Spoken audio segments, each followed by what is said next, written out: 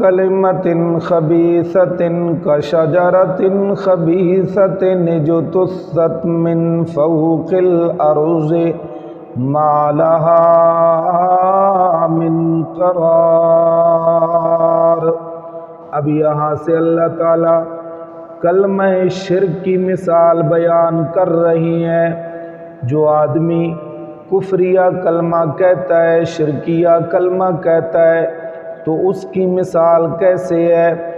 مثل کلمۃ خبیثۃ، مثال گندے کلمے کی، کشجرۃ خبیثۃ اجتثت، جیسے گندا پودا جو بکھیر دیا گیا ہو، من فوق الارض، زمین کے اوپر، ما لہا من قرار، نہیں ہے اس کے لیے کوئی ٹھہراؤ۔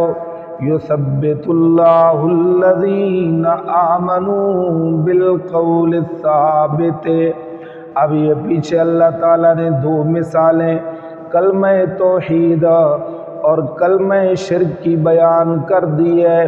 یہ مثالیں بیان کرنے کے بعد اللہ فرماتے ہیں یثبت اللہ الذین آمنوا، ثابت رکھتا ہے اللہ تعالیٰ ان لوگوں کو آمنو جو ایمان لے کر آئے، بالقول الثابت، مضبوط بات کے ساتھ، مضبوط کلمے کے ساتھ، فی الحیات الدنیا، دنیا کی زندگی میں، وفی الآخرت، اور آخرت میں،